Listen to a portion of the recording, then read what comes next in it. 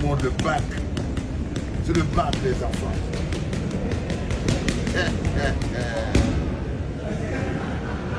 Ah, le continent. Yes. Les enfants, c'est le 28 octobre à Riyad. Hein? N'oubliez pas. Yes, baby. Yes, baby. Les enfants, si notre pays aspirait un peu à la grandeur, Francis Ngannou serait à la une de la plupart des journaux. C'est-à-dire, je ne dis pas que vous ne devez pas plus parler des choses du continent. Mais si dans nos têtes, on aspirait à la grandeur, on avait le respect pour la grandeur, si on voulait que le pays, si on avait une idée sur... Je vous dis que dans toute la presse du Cameroun, il y aurait toujours un article sur Francis Ngannou. Mais vous savez la conséquence de cet article, c'est que dans les autres pays, aux États-Unis, on serait en train de dire ce que la presse camerounaise et le peuple camerounais pensent du combat de Francis Ngannou. Mais on n'arrive même pas à faire un reportage au Cameroun pour savoir ce que nous, les Camerounais, nous pensons du combat de Francis Ngannou. Comment nous préparons ça? Si nous avons réussi à capitaliser avec le fait que Francis Ngannou soit Camerounais.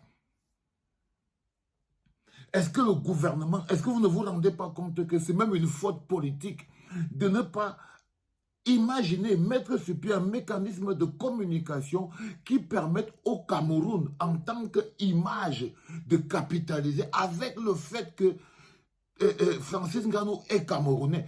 Qu'est-ce que le fait que Francis Ngannou soit camerounais est en train de rapporter au Cameroun dans le cadre de ce combat? Oui, c'est pour ça que les grands athlètes partent. C'est pour ça qu'ils signent d'autres nationalités.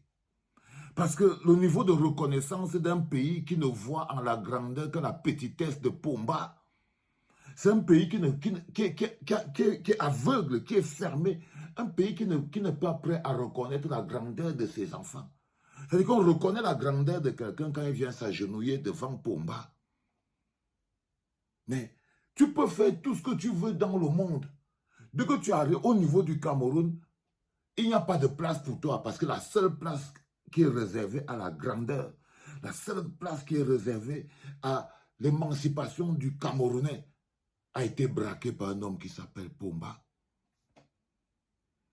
Je vous promets, les enfants, je vous parle de comment on construit un pays, comment on positionne un pays à l'échelle du monde, comment la communication d'un pays, moi je ne veux même pas parler des histoires du ministère de la communication, ça c'est du n'importe quoi.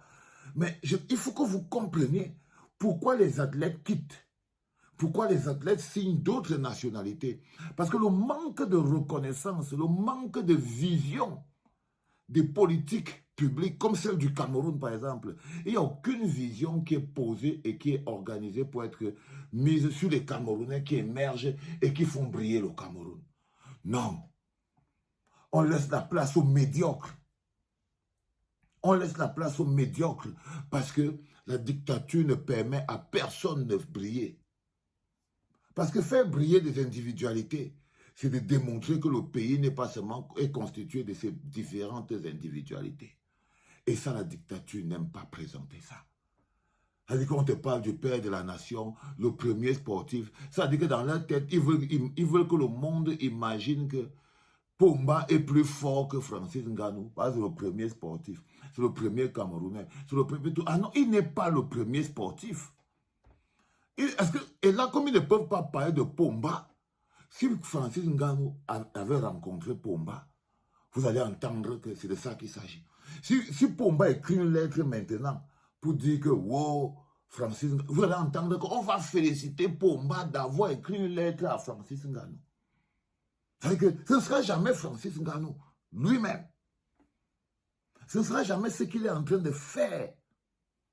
Ce ne sera jamais sa position. Comment c'est qu'il branche le Cameroun à la lumière du monde, les enfants? On a eu des grands et des grands. Francis Ngannou, c'est du très grand. La clinique se bagarre pour toujours avoir une capsule sur Francis Ngannou parce que si tu ne peux pas être grand si tu ne peux pas reconnaître la grandeur. C'est-à-dire que vous voyez même les médias qu'il y a au Cameroun, ce sont des petits médias.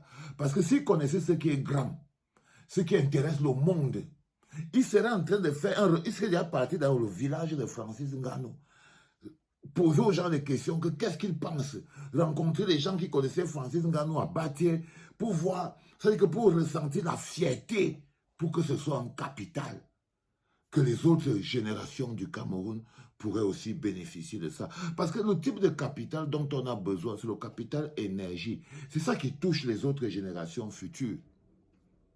Mais regardez ce qui se passe dans les médias camerounais. Les mecs de Canal 2 ont osé organiser le Canal d'Or le jour du combat de Francis Ngannou. Parce qu'ils ne pensent pas que le Cameroun a quelque chose à gagner avec le combat de Francis Ngannou. Ils ne pensent pas, et dans leur structure psychologique, ils ne voient pas que ça s'ajoute du positionnement du Cameroun à l'échelle du monde. Vous savez les enfants, quand vous prenez le football, vous prenez un joueur qui est un Brésilien, ok? C'est un Brésilien, il est sur le marché des joueurs du foot. Simplement parce que les Brésiliens, son prix augmente. Parce que le Brésil a été identifié comme étant le pays qui fabrique, c'est-à-dire que c'est une marque déposée. Comme la baguette est en France et comme le burger est aux États-Unis. Le football est une marque déposée. C'est comme le Cameroun. Aujourd'hui, on peut dire que le MMA, c'est une marque déposée. Parce que quand vous voyez des gens comme les Francis Ngannou, vous avez des gens comme les petits, comme les Cédric Doumbé et tout, vous pouvez dire que le MMA, on peut fabriquer ça au pays. Et lorsqu'un pays est dans la projection, c'est pour ça que je vous dis, battons-nous pour avoir le pays que nous voulons demain. Parce que le pays que nous voulons demain ne peut pas laisser sans que, quelque part, la poste centrale, quelque part à Douala, dans les 10 régions du Cameroun, il n'y ait pas de grands posters de Francis Ngannou en tant que marque déposée du Cameroun par rapport à ce combat. Et quand quelqu'un entre au Cameroun comme ça, il entre dans la porte à l'entrée de Douala, il voit un gros poster de Francis Ngannou qui s'appelle. C'est de la promotion d'un pays.